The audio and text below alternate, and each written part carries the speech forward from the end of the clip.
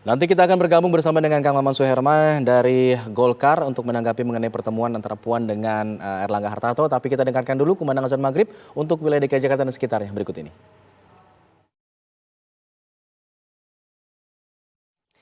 Selamat menunaikan ibadah sholat maghrib bagi Anda yang berada di wilayah DKI Jakarta dan sekitarnya. Kita lanjutkan dialog, kita sudah bergabung bersama Kang Maman Abdurrahman. Kang Maman, sudah mendengar percakapan tadi disebutkan bahwa pertemuan antara Mbak Puan dengan Pak Erlangga ini terasa seperti kongko politik yang hambar sebenarnya. Apakah sehambar itu bagi Golkar juga? Tidak ada ini udah mulai ya? Sudah. Oh, tes, jelas nggak? Jelas. Silakan Kang.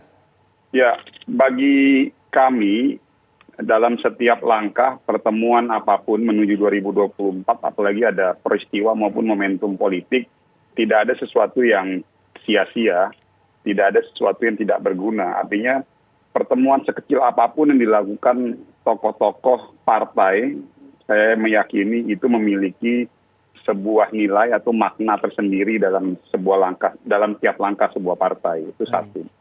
Lalu yang kedua, ini kan juga dalam rangka merespon ataupun rencana safari politik yang dilakukan oleh Mbak Puan dan teman-teman PDIP kan. Jadi artinya Partai Golkar, kita sebagai sama-sama orang partai tentunya harus memberikan respon yang positif dalam setiap agenda yang disiapkan dilakukan oleh partai-partai yang ada di negara ini. Apalagi Partai PDIP, kita sadar dan kita tahu bahwa partai nomor 1 di Indonesia. Artinya ya kami melihat itu dalam konteks yang positif, dan kalau dilihat nilai maknanya, tentunya maknanya sangat besar dan positif ya, dalam rangka untuk membangun tali silaturahmi antar sesama orang partai.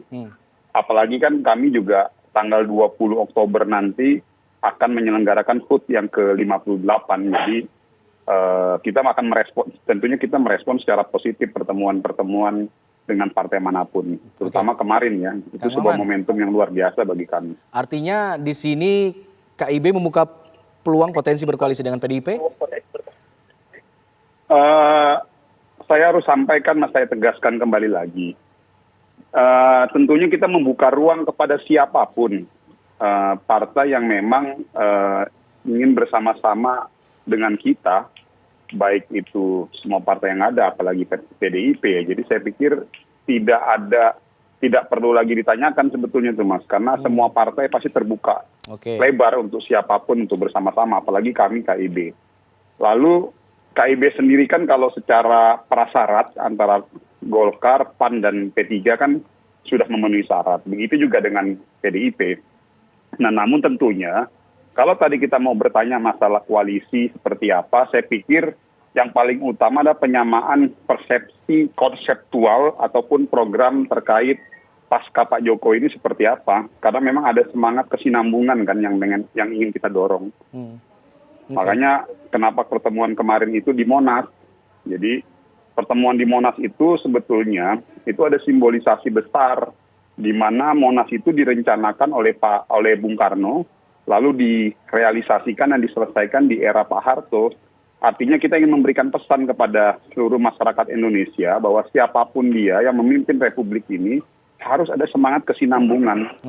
Karena keberhasilan sebuah negara itu tidak bisa dilihat hanya dalam satu era saja. Tapi era-era sebelumnya, bahkan era kedepannya juga perlu ada sebuah sinergisitas. Itu pesan politiknya sebetulnya yang pertemuan kemarin itu. Bang Andreas, konsep kepemimpinan seperti apa sih yang diinginkan oleh PDIP untuk pasca kepemimpinan dari Pak Jokowi? Ya, kalau menyimak apa yang disampaikan oleh ya tadi Mas Toto, kemudian juga ya Kang Maman tadi juga, kalau kita perhatikan di sini ya satu hal yang perlu menjadi perhatian kita adalah kepemimpinan yang bisa menjawab tantangan-tantangan yang kita hadapi saat ini dan ke depan tentunya.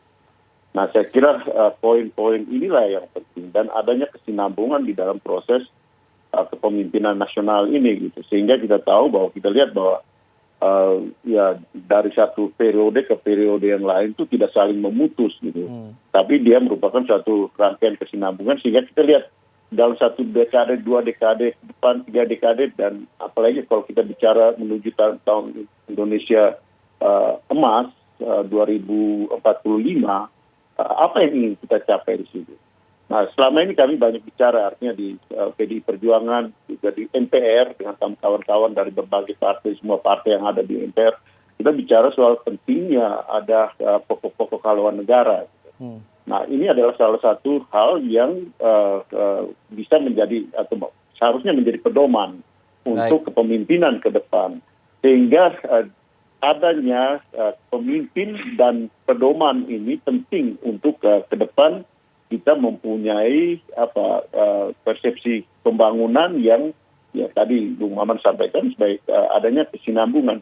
Saya kira pertemuan Golkar dan PDI Perjuangan sebagai partai yang sudah sangat berpengalaman di dalam proses pemerintahan di Republik ini dengan berbagai macam dinamika jatuh dan bangunnya perpolitikan di Republik ini dengan berbagai macam dinamikanya, saya kira ini akan sangat bermakna. Sehingga pertemuan antara Mbak Puan dan Pak Erlangga, dua pemimpin di partai masing-masing, tentu mempunyai makna yang penting untuk baik untuk partai maupun untuk bangsa ini ke depan. Kita lihatlah nanti ke depan bagaimana.